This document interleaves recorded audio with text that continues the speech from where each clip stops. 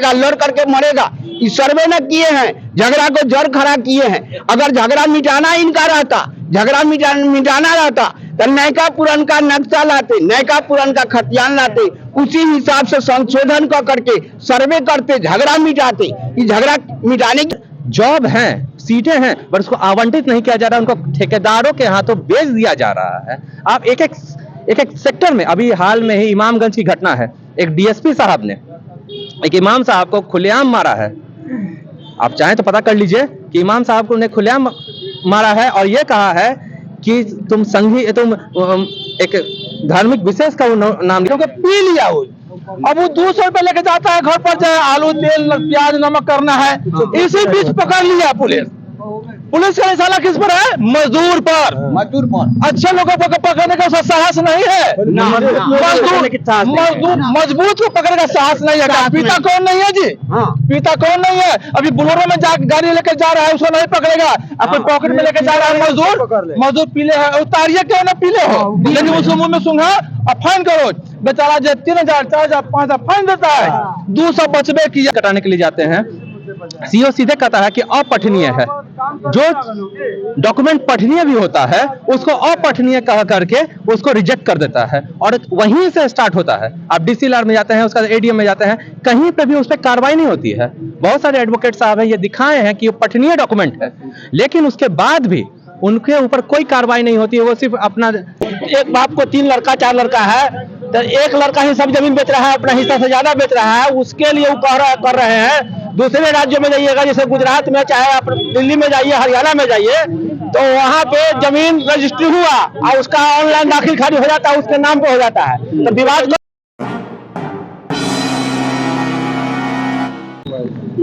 नमस्कार, आप जय भीम जोहार। मैं इंद्रजीत कुमार, आप देख रहे हैं सिरसिना न्यूज। साथियों में हाजीपुर में है अभी, और देख सकते हैं मेरे पीछे बहुत सारे लोग हैं, यहाँ पे कोर्ट में है अभी। और यहाँ पे जो बातें जो चल रहा है देश में, जो कहीं ना कहीं घोटाला जो हो रहा है और जो लूट मच रहा है जनता के साथ, जनता काफी आक्रोशित है। उनसे हम बात करने की कोशिश करेंगे आखिर में क्या कहना है इनका। मेरे चैनल में स्वागत है आपका। क्या कहना चाहेंगे? हमको सरकार से मतलब नहीं है, समझे ना, बनने और बिगड़ने से मतलब नहीं है, जनता को रक्षा चाहिए। अभी जो सर्वे का सिलसिला जो चल रहा है, सर्वे के सिलसिला वो बिल्कुल ही नाजायज है। सरकार के पास में कौन चीज नहीं है। पहले जो 60 में सर्वे हुआ, नया सर्वे बना, जमीन किसको है, हो गया किसी को नाम पर, घर केकरो है, दरवाजा किसी के नाम पर, रोड कहाँ है, रोड दूसरे के नाम पर चला गया, पब्लिक के नाम पर चला गया, उसको क्या हालत होगा? कौन रोड बनाएगा, कौन घर बनाएगा, कौन अति करेगा? इस सर्वे जो उनका पास में पुराना नक्शा है, नया नक्शा है, सब लेकर के जमीन पर आते सर्वे करते, सर्वे से सबको झगड़ा मिटाते।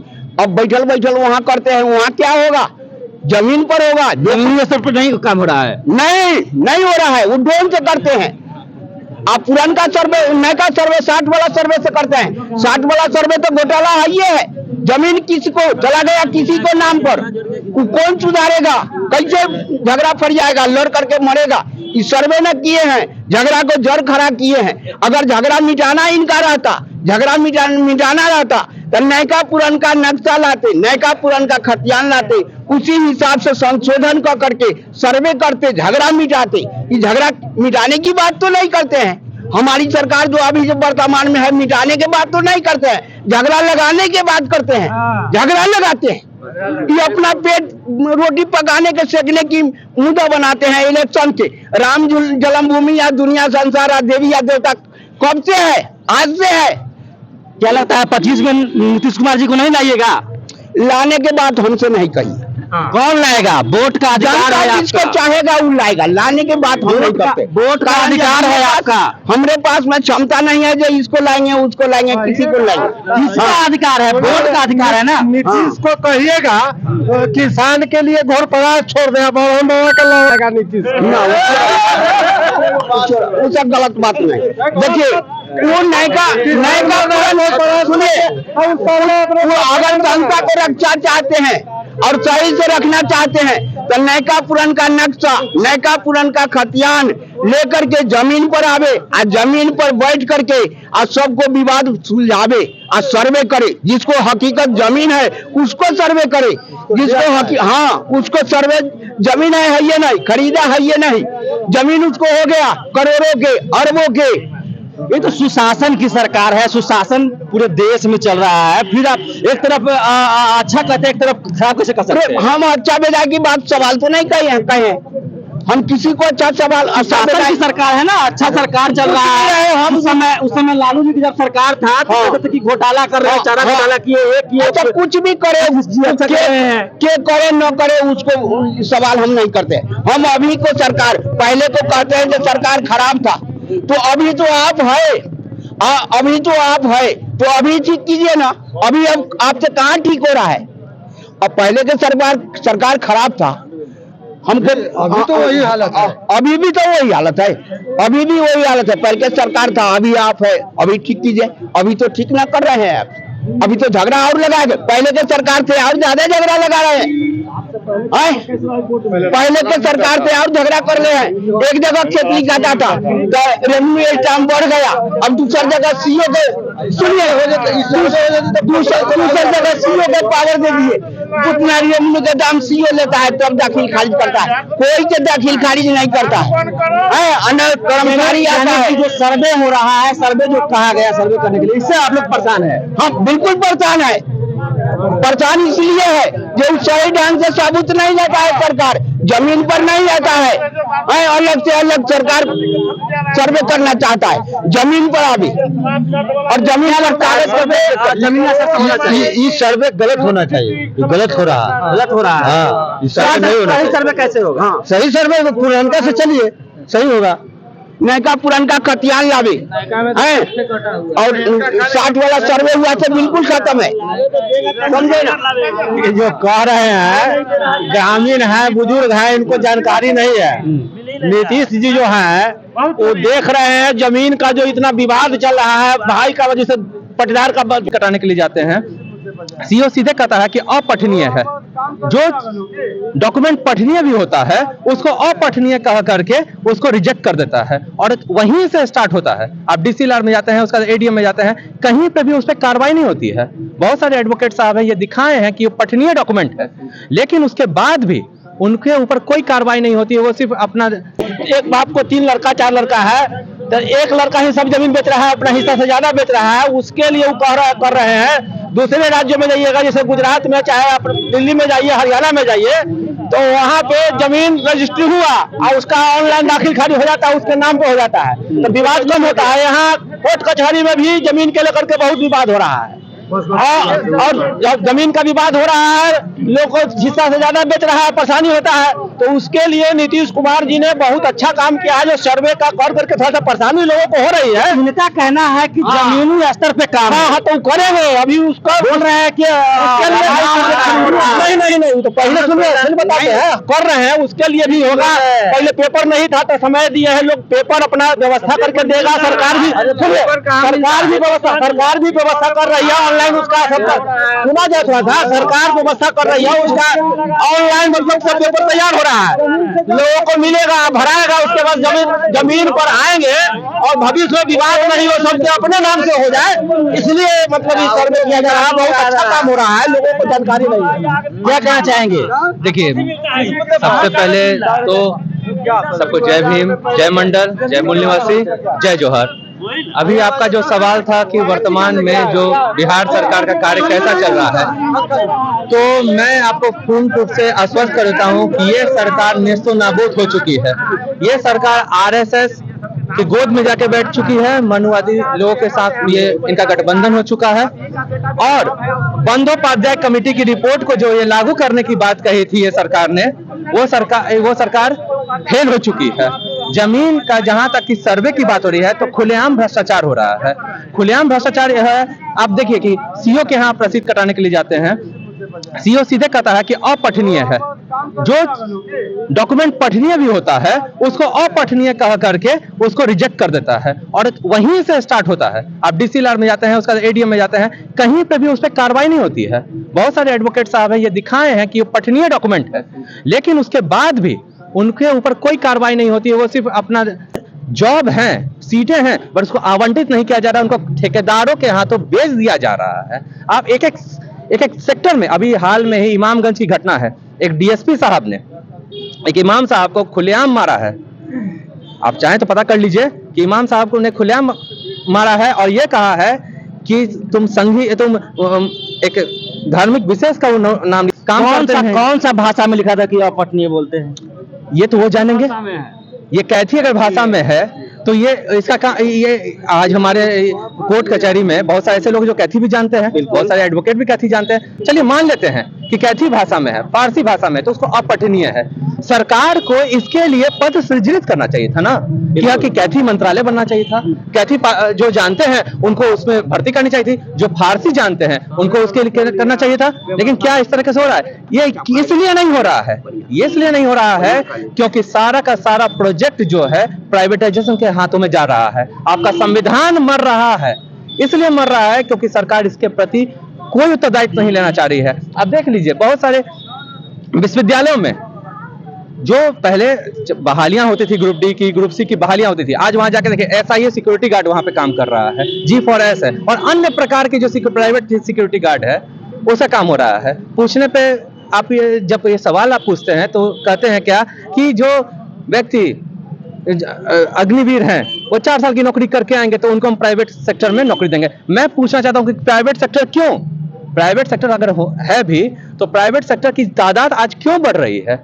इसलिए बढ़ रही है क्योंकि कॉन्ट्रैक्चुअल जॉब हो रहा है। आप जाके देखिए कोर्ट कचहरी में भी बहुत सारे लोग कॉन्ट्रैक्ट पे काम कर रहे हैं। वहां सिविल कोर्ट की भर्ती जो हो रही है कितने दिनों के बाद हो रही है और कब तक भर्ती की प्रक्रिया होगी? हाई कोर्ट की स्थिति क्या है? हाई कोर्ट में भी वही हालत चल रहा है। सुप्रीम कोर्ट की स्थिति क्या है? वही हालत चल रहा है। मतलब वो हम नहीं ले सकते हैं, पब्लिक प्लेस है। ये संघी मानसिकता के लोग प्राइवेट प्रशासनिक सेक्टर में आ रहे हैं। आप यूपीएससी को देख लीजिए, लैटरल एंट्री दे रही है। लैटरल एंट्री से जिन लोगों की हो रही है भर्ती, वो कौन लोग हैं? ना पीटी है, ना मेंस है, ना इंटरव्यू है, लेकिन लैटरल एंट्री से उसमें घुसा दिया जा रहा है। जॉब्स को काटा जा रहा है और उसके स्थान पे प्राइवेट सेक्टर किया जा रहा है। ये आने वाले समय में बहुत बड़ा मतलब विद्रोह की संभावना है। युवा आज नौकरी मांग रहा है लेकिन उसको लाठी मिल रहा है। बीपीएससी का क्या हाल है? क्यों मारा गया उनको? कौन लोग बैठे हुए हैं जिनके ऊपर एफआईआर है? वो लोग कैसे बैठ गए हैं? वो कैसे ले रहे हैं? आज देखिए इंटर की परीक्षा है, ये ठंड, कड़ाके की ठंड में चप्पल में आई है लड़कियां। आप जाके देख लीजिए, चप्पल में आई है। उनको कहा जा रहा है कि जूता नहीं पहनने दिया जाए। उनको ठंडा लगेगा, जिम्मेवारी कौन लेगा? कौन जिम्मेवारी लेगा? ये प्रशासन का काम था। पढ़ाई अगर कॉलेज में नहीं हो रहा है, यूनिवर्सिटी में हो रहा है, उससे जिम्मेवार कौन है? नौकरियां नहीं मिल रही, उसका जिम्मेवार कौन है? हम ये सरकार से बस यही मांग करते हैं कि हमें रोजी रोजगार और जो भी प्रशासनिक जो भी सीट खाली है उनको भरा जाए और उनके साथ सृजन, जो नए रोजगार हैं उनके सृजन किया जाए। क्योंकि अगर रोजगार नहीं होगा तो युवा क्या करेगा? युवा तो तमंचा उठा ले, युवा तो कुछ भी उठाएगा। जो एमए करने वाले लड़के हैं उनके हिसाब से नौकरी नहीं हो रही है। ग्रेजुएशन की वोटिंग होती है, ग्रेजुएट वोटर्स वोट करते हैं, लेकिन उनके वोट देने के बाद उनका क्या मंत्रालय और कहां सृजन होता है? ग्रेजुएट वोटर जो है, इंटर हैं, बीए किए हुए हैं, उनको कहां जॉब मिल रहा है? धांधली पे धांधली हो रहा है। और आप सभी लोग कह रहे हैं कि सरकार ने क्या क्या पिछले 20 साल से इस सरकार ने सिवाय आरएसएस के लोगों को बैठाने के अलावा कोई काम नहीं किया है। कुछ काम नहीं हुआ है। उल्टा जो सरकारी नौकरियां थी उसको प्राइवेट कर दिया गया है। रेलवे की वैकेंसी नहीं आती है, बैंक की वैकेंसी आती है तो पता चलता है कि आधा सीट बिक गया है। पेपर लीक हो रहा है। पेपर लीक कैसे हो रहा है? कौन लोग पेपर लीक कर रहे हैं? क्यों नहीं कार्रवाई की जा रही है? अभी जो सेंटर पे पेपर लीक हुआ उस सेंटर को कैंसिल करने के साथ साथ जो पूरे बिहार में री एग्जामिनेशन की बात हो रही थी, क्यों नहीं री एग्जामिनेशन लिया गया? क्यों? क्योंकि इलेक्शन 25 में है, पैसा जा चुका है।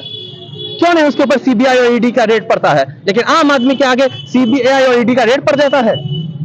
मैं आपके मंच के माध्यम से, आपके चैनल के माध्यम से तमाम जनता से आह्वान करना चाहूंगा कि जिस प्रकार से जो सरकारी तंत्र का तानाशाह बढ़ रहा है, जनता को एकत्रित होकर के इस बीजेपी आरएसएस नेक्सस को खत्म करने की जरूरत है और इसको 2025 में बिहार, जो कि समाजवादी पृष्ठभूमि की जननी है, लोकतंत्र की जननी वैशाली है, यहां से हम यह आह्वान कर रहे हैं, तमाम जनता लोग ये आह्वान कर रही है कि हम आरएसएस को उखाड़ के फेंकेंगे, इस मनुवाद को उखाड़ के फेंकेंगे। चलिए, बहुत बहुत धन्यवाद। क्या कहना चाहेंगे?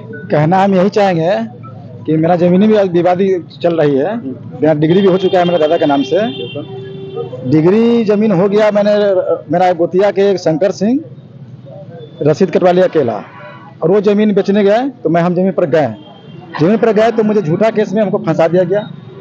फिर हम बेल करा के आए, बेल कराने के आने के बाद जब हम सीओ के पास गए कंप्लेन करने के लिए कि जो मेरा संपत्ति है वो बेचा जा रहा है, इसको मोटेशन नहीं किया जाए, रोका जाए और मेरा मोटेशन कर दिया जाए, लेकिन ऐसा नहीं हुआ। हमने 10 कंप्लेन किया, उसके कंप्लेन देने के बावजूद मेरा रसीद उन लोगों के काट दिया गया, और एक बार नहीं, हम पर 2 बार झूठा FIR किया गया, और प्रशासन उस पर न 44 लगाया ना कुछ किया, मुझे उठाकर जेल भेज दिया। 44 के लिए किए थे, एप्लीकेशन दिए थे? नहीं, हमको तो उठाकर रात के और कोई लोग तो रहे होंगे, वो लोग इतना डरा दिए, वो लोग माफिया से, लोग हमारा जो गोतिया है वो माफिया से मिला हुआ है, वो लोग इतना डरा दिया, मेरा चाचा को उठाकर ले गया रामचूरा मंदिर के गेट के सामने से, रात को उठाकर मारा भी। घर कहाँ हुआ? मेरा घर रामभद्र हुआ, वहां से उठाकर मैंने केस किया पहले, उसके बाद हम लोग बैठे हुए थे वहां पर ही, रात के वो लोग गुंडा आया स्कॉर्पियो से, और 4-5 जने में लोग पिस्टल दम पर उठा के ले गया। हम लोग, हमारा परिवार के लोग थाना पर है, तो थाना पर गुमराह किया गया कि यहाँ नहीं है वहाँ नहीं है, लेकिन गुंडा लोग मार उड़ के थाना पर भेज दिया। उसके बाद पुलिस प्रशासन क्या चालान कर दिया। उसके बाद हम लोग को भी उठाकर अंदर कर दिए, लेकिन 44 का लोग अति करते रहे, लेकिन कोई प्रशासन सुनने के लिए तैयार नहीं हुआ। ईमानदारी से काम नहीं हो रहा। ईमानदारी से काम नहीं हुआ। सीओ साहब के भी कंप्लेन दिए, लेकिन सीओ साहब के पास भी कोई एक्शन नहीं मिला। क्या कहना चाहेंगे सर? जी सर, हम तो देख रहे हैं, जब से हम लोग को अनुभव हुआ, अक्ल ज्ञान हुआ, लगभग 40 वर्षों से सरकार की नीति क्या है, इस पर बड़ा जो है हास्यास्पद है। अभी देखिए कि सरकार जो है, जो कानून व्यवस्था ला दिया है, थाना का, जो भी पुलिस व्यवस्था का, वो अभी अपराधियों को पकड़ने के लिए कोई नहीं है पुलिस व्यवस्था। सिर्फ दारू को पकड़ो और बालू को पकड़ो। अरे दारू को पकड़ो, उसी के पीछे हर जगह देखिएगा, चौक चौराहे पुलिस है, तो किसके पीछे? दारू को लेकर जा रहा है। इसलिए कि पुलिस को भी उसमें आमदनी है, पुलिस को आमदनी है। अगर दारू पकड़ा गया तो अगर एक ट्रक पकड़ा गया, अगर उनको 25-50 हजार मिल गया तो तत्काल उसमें फायदा पुलिस को हो रहा है। बस जाओ, हमको नहीं लग रहा है। और अब मर रहा है कौन? गरीब जनता मर रहा है, जो 500 रुपया 400 रुपया मजदूर कमाता था, जिस समय दारू फ्री था, उस समय 100-200 का पीता था, ठीक है, 50 का पीता था, काम रोजी रोटी चलता था। अभी क्या हो गया? बंद हो गया, ठीक है, हमको भी खुशी है, बंद हो गया, लेकिन वो मिल रहा है, तो क्यों मिल रहा है? इसमें सरकार का हाथ है, वही ना बचवा रहा है। पुलिस व्यवस्था, कानून व्यवस्था जो भी, वही बचवा रहा है। अगर हमारे पास से अगर वो दारू गाड़ी नहीं पास करेगा, क्या अगला का मजाल है कि बेच ले? तो पुलिस का सहयोग बिल्कुल है, प्रशासन से दोषी है। 500 कमाता है मजदूर, अभी क्या करता है? पहले जो 50 का पीता था, अभी जो है वही 50 वाला जो है 300 में बिकता है, तो 300 का पी जाता है, 300 का पी जाता है, 200 बचता है, 200 पीता है, तो 200 में कुछ होता नहीं है, यानी 300 पी गया, 200 बचा। अगर कोई मजदूर 400 कमाया हुजूर, तो ऐसा हो रहा कि 100 बचता है, 200 बचता है, क्योंकि पी लिया हो। अब वो 200 रुपए लेके जाता है घर पर, जो है आलू, तेल, प्याज, नमक करना है, इसी बीच पकड़ लिया पुलिस का निशाना किस पर है? मजदूर पर। अच्छे लोगों को पकड़ने का साहस नहीं है, मजबूत को पकड़ने का साहस नहीं है। पीता कौन नहीं है जी? पीता कौन नहीं है? अभी बोलेरो में गाड़ी लेकर जा रहा है, उसको नहीं पकड़ेगा। अपने पॉकेट में लेकर जा रहा है मजदूर पीले है, उतारिए क्यों ना पीले हो, लेकिन उसके मुंह में सूंघा और फाइन करो। बेचारा जो 3000, 4000, 5000 फाइन देता है, 200 बचबे किया, 300 पी ही गया। अब उसको छुड़ाने के लिए 5000 चाहिए। उसकी औरत जो है कान में के, नाक में के बेच के हुजूर जो है पकड़ा गया मर्दाबा। अब वो जब 5000 रुपया का उपाय करता है, कान नाक का बिक गया उसका, तो छुड़ा के लाता है। तो सरकार कहीं दोषी है, इसमें सरकार पूर्ण रूप से दोषी है, प्रशासन दोषी है। प्रशासन टाइट हो जाए तो क्या किसी का मजाल है कि कहीं बेच ले दारू तारी? नहीं। लेकिन हम मजदूर को जो है पीछे जा रहे हैं, मजदूर को जो है बहुत कष्ट हो गया है। अब लोग कहते हैं कि हमारा जो है मुख्यमंत्री कौन बने, हमारा फलने जात बने, हम जाति पर नहीं कह रहे हैं, हमारा कोई जात बने लेकिन हम कल्याण करे, कल्याण जनता का कल्याण नहीं कि हम बाबू बन लाई तो हम मायो बनते, हम पुतोहो बनते, हम बेटो बनते। क्या दुनिया इतना बड़ा है, राज्य इतना बड़ा है, जात पर देखा जाए तो उससे भी ज्यादा तेज जाति और है कि नहीं है? बहुत है। अब समाज में उससे भी ज्यादा जाति में तेसरा है, देखो वो नहीं बनेगा। क्यों भाई? तो हम जाति से उठकर जब तक आगे नहीं बढ़ेंगे तब तक हमारा जो किसान जो है आगे बढ़ेगा नहीं और हम लोग पिसाते रहेंगे। अब बात रही है जो कभी कह रहा है कि ये हो रहा है सर्वे, उसमें बहुत ऐसी बात आ रही है, अगर सबके नाम पर हो जाए तो बहुत अच्छा है, लेकिन लोग कह रहे हैं कि बेटी को मिल गया हिस्सा, फलाने को मिल गया, वो भी अच्छा है, क्या बेटा मेरा है बेटी मेरा भी है, लेकिन अब होता क्या है इसमें परेशानी, बेटी के शादी लोग बाप बताई चाहता है कि अच्छा से अच्छा घर में कर दे, घर में करे, पैसा खेत बाड़ी बेच के भी करना है तो कर दो, करता है। उससे हिस्से का जमीन जो है ना, मतलब नहीं बेचता है बाप, ये सोच के कि हमको बेटी अच्छा घर मिल जाए, 4 कट्ठा 5 कट्ठा बेच के कर दिया, अब सरकार अब कर दिया हिस्सा, 5 कट्ठा बेचू दिया, ब्याह अच्छा घर में करवू दिया, उसके बाद वो हिस्सा मांगना शुरू कर देता है। अब 2 बेटा के लिए बचा के रखा बाप मतारी, उसमें वो भी कहता है कि हमरो चाहिए। तो हमें कहना है कि हिस्सा दिया अच्छा है, वो सबको हिस्सा मिले, लेकिन इस पर अंकुश होना चाहिए कि हम नियम क्या ला रहे हैं, इस पर नहीं सोच रहे हैं। हम मजदूर किसान मर रहे हैं, हम जब देखते हैं दारू वाला विभाग में किसी पर गंजी फटल है, किसी का कुर्ता फटल है, और वही लोग पकड़ा के आया हुआ लुंगी पहने हुआ, और वही लोग पकड़ा के आया, और हम सोचते हैं कि भगवान क्या हो रहा है, और 4,000 5,000 फाइन हो रहा है। अब इस पर दारू पर अंकुश होना चाहिए, होना चाहिए। तो सरकार पूर्ण से दोषी है, प्रशासन भी दोषी है, उसके आड़ में ही सारा ये काम हो रहा है। क्या दारूबंदी जो है नहीं? कहीं न कहीं नाकामी है ये सरकार की। बिल्कुल होना चाहिए इस पर, लेकिन रात दिन में धरो और रात में छोड़ो, इस सरकार का काम है।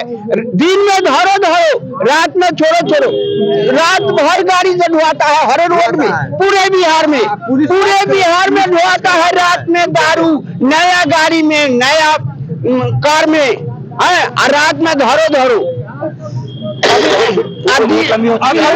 अभी कहना है कि अगर दारू जो बिकता है 10 ट्रक पास कर गया और 1 ट्रक पकड़ लेते हैं लोग, 9 ट्रक तो बच गया ना उसको जी। हाँ, 9 ट्रक तो छिपला के बिक रहा है जी, और प्रशासन दिखाया कि मैं पकड़ लिया दारू, पकड़ लिया, 9 ट्रक तो पास कर दिया, कोई 9 ट्रक बिक रहा है ना जी। और बड़ा घोटाला बड़ा जो हो रहा है तो हो रहा है तो नहीं देख रहे हैं। अब हो सकता है ना जी, कोई 9 ट्रक में छुटा चला रहा है, और 1 ट्रक जो है पकड़ के दिखा रहा है कि हमारा पुलिस बिल्कुल एक्टिव है और अपराधी को पकड़ने के लिए बिल्कुल फ्री है। अरे अपराधी को अंकुश करो। हम कहना चाहेंगे कि आपका अधिकारी और आप दोनों इसमें नाकाम हुए हैं। हम चाहेंगे कि आप दारू को चालू कर दीजिए।